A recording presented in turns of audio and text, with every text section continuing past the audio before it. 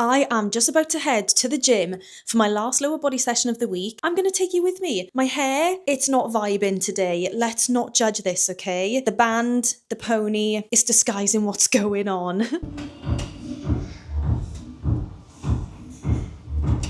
This is the first time I've done the hack squat for over 4 weeks. So it's feeling humbling already, and I've literally only done my warm-up set. We're gonna go in there. I'm gonna try my best. I'm not like going to be expecting to hit my weights that I was obviously hitting like over 4 weeks ago. It's been a month. So my body's gonna take a little bit of time to get used to the movements again. Give it like 2 weeks and I'll probably be back to where I was, but you've just gotta build it back up gradually.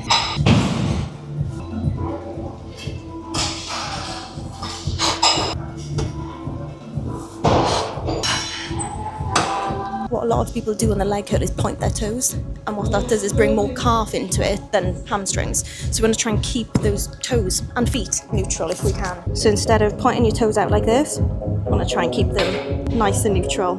Think about bringing your toes towards your shins instead. Hips into the pad. Slow and controlled on the way down. Nice big squeeze at the top.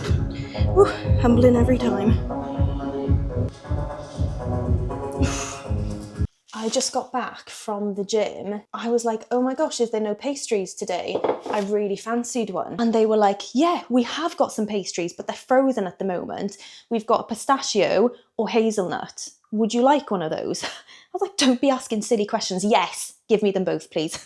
So I have got a pistachio one that I'm going to sit down with and enjoy later today when I finished my work and got my steps in. Try the hazelnut one out as well. So we're going to go for that tomorrow. Oh my God, it's actually freaking Baltic. When did the weather happen? It's cold. I'm really cold today. I didn't manage to film all of my session because one, it was quite busy and I never want to just plonk my camera in the middle of someone else doing their thing. And also my camera was on about 5% and I was like, oh my God, quickly get this set done. I did what I could, but it was actually a really good session and I do feel like my strength is coming back rather quickly, which is really nice. Do you know what? I'm feeling like my skin, I'm gonna toot my own horn here. I feel like it's, did you just wink at me? He just winked at me. Hello, my handsome boy. Someone actually had a call with me today, someone who's looking to start their fitness journey, and they actually said they found me on YouTube and have just been watching my YouTube because they love my cat, which I absolutely love. But anyway, off on a tangent. As I was saying, I have been working on my skincare and I feel like at the moment, like today, it's not a great day, okay? Like we've got a mess going on. I feel like it's actually pretty glowy. I do have Inky Face Spray Tan, which I put on yesterday, last night. And then for just like day to day, I have the e.l.f., which I just pop on my cheeks. I do use the Charlotte Tilbury Pillow Talk, and I'll be honest with you, that is literally the best thing I've ever used. But for just kind of day to day, the e.l.f. is pretty good, and it stays on pretty well as well. But I haven't found anything better that stays on just as well as Charlotte Tilbs.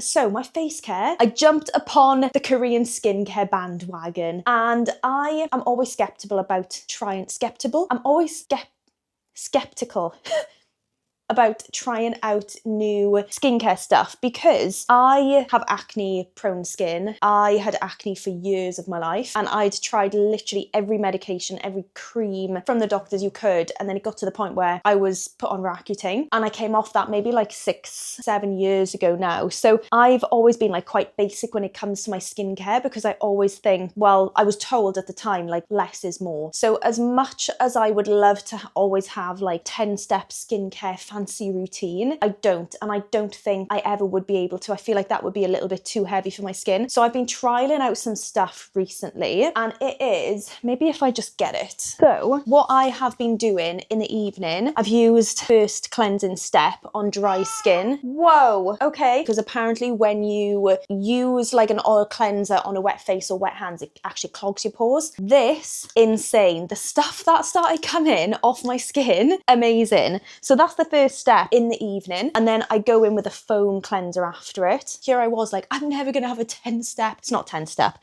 The foam cleanser, and then you dry your face. You do this wet after you've washed the oil off. These pads. These have been like everywhere on TikTok, I believe. I'm actually not all that great at like scrolling on TikTok, so I don't really see anything on there, but I was told these have been everywhere. My friend was like, oh my God, I've seen those, are they good? I love them. And then I literally, depending on how my skin is at the time, if it's a bit dry, then I will use like a moisturizing toner, and then I'll go in, last step, moisturizer. And that is pretty much it. I do have like retinol, and I will literally do that a couple of times a week, and that will be put on after these pads. I am no skin expert whatsoever, so please do your own research. I have tried out like different things. I've been using this stuff now, I think for about 3-4 weeks, and I did have like other serums like vitamin C. I had like another type toner, and I just found, because I am acne prone and I'm quite oily, it was just setting off my skin even more, and it was creating even more of like an oil buildup. So those are literally the steps I follow in the evening. And then in the mornings I was told you don't really need to wash your face, just like splash it with water and then do like your toner and moisturising. However, again, an oily gal, acne prone skin, I did that for like a week, and I actually found like I felt I was having more build up throughout the day. So I literally just do the one step foam cleanser in the mornings and follow on with my moisturiser. And here we are, like it is looking clear, it's looking glowy. And since I've been doing like this in the mornings as well, I really feel like it's been helping with like the oil build up throughout the day. Now I've obviously been to the gym and everything, and I've gone back to work, so I haven't had a shower yet. So this is where we're at the moment. But I thought I would just show you that because I love everything like skincare and beauty, and I'm always watching other people's videos on that kind of thing. So let me know if you try any. But what I actually wanted to discuss was not skincare today. It was where I'm at in my journey now, because I'm obviously back to my regular gym routine, back to my regular split. I am doing 2 lower body days a week, 1 upper body, and then 1 posterior day. So that's like basically a full pull day of like my glutes, hammies, and my back. And I am just starting with a reverse diet again. So when I was recovering from my surgery, I had 3.5-ish weeks away from the gym. Couldn't go to the gym because you obviously have to make sure that you recover properly, right? And I was focusing on my steps, focusing on my nutrition during this time. Now, because my calories had been slightly reduced because I wasn't training, and I was in a surplus, so I wouldn't have wanted to be in a surplus with the aim of building muscle if you can't weight lift. It's a different story if you're just unwell and you're off the gym for like a few days here and there. You're not going to want, honey, she's a naughty girl. You're gonna say hello. I love you so much. As I was saying, if you are just away from the gym for like a few days, you're not gonna want to drop your calories just because you can't go to like the gym.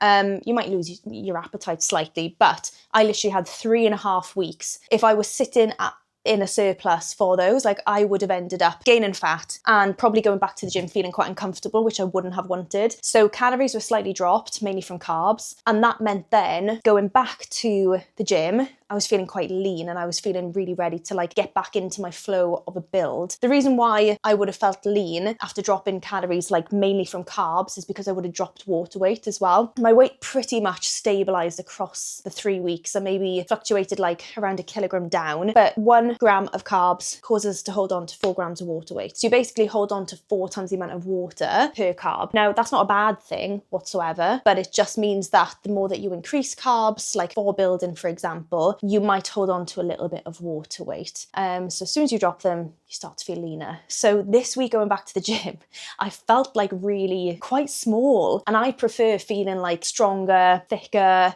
So my calories went up after my first check-in back this week. I am already feeling like my strength is coming along. So I'm going to be going through a reverse diet now over these upcoming weeks to finish the year off strong. And what a reverse diet means is gradually increasing your calories over a period of weeks. It might be 1 week you up your calories by like 50, say. So say now you're currently eating 2,000 calories, you might increase it to 2,050 calories. You might see how you feel on that. Or you might increase it by 100 calories, 2,100, and see how you go. And ideally what you'd want to see with that is like strength improvements in the gym, your lifts going up, and then you'd start to fill out a little bit more. You'd start to feel a little bit more pumped. So that is my plan over these upcoming months. I really want to finish 2025 pushing myself as much as I possibly can and having built more muscle mass, coming back stronger than I was prior to my surgery. I think a lot of people can go through periods where they've had to have forced rest and think of it as a massive setback, but I always try and do what I can to turn things into a positive. And I've thought of it as, I'm going to use this now to fuel me and push forward as much as I possibly can. I have a couple of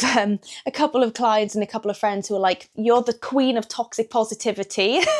And I love it. We're not quite toxic. There's no toxic positivity over here. I completely appreciate there's going to be, you know, difficult situations. However, I will always just try and think of like the silver lining in any scenario, because that's what helps us move forward in life, right? So I am going to be pushing as much as I possibly can. I've had a pretty difficult year, to be honest with you. I never envisioned the year that I turned 30, 2025, an even year. If you know, like 2025, it just looks so clean. I was like, this is going to be such a great year. And then from like the end of Feb, certain things started happening and I was like, okay, yeah, this isn't going to be easy. But I am on an absolute mission to finish this year off feeling really strong mentally and physically. And I want to look back through my year and reflect going into January and think that could have literally gone one of two ways. Like I could have felt sorry for myself. I could have stopped showing up. I could have started putting just 50% effort in instead. But what I did was actually just continue focusing on myself even more, focusing on the areas that I wanted to be working in and come out stronger for it. That is your chat for today. So yeah, I've got quite a lot of things going on over the next couple of months. I'm going to be continuing on with my building phase now, and I will be documenting my progress along the way. More will be over on my Instagram or TikTok, Kaylee_evolve. And hopefully I will be moving house over the next 6 weeks or so as well. I am not so patiently waiting for a completion date. So that's going to be quite a nice fresh start for me as well. If you have any questions whatsoever about reverse dieting, building muscle, the way that I coach my clients, always feel free to just drop me a message, because I'm always there to be open and honest, communicate and build relationships. Isn't it, Mason? Let's say hello to everyone. This guy's normally the most shy one, aren't you? Okay. There we go. I'm going to leave it there for today. If there's anything specific you want to see over the next couple of weeks, feel free to pop me a message. I hope you have a glorious day. Remember how great you are, and I'll chat to you soon. Bye.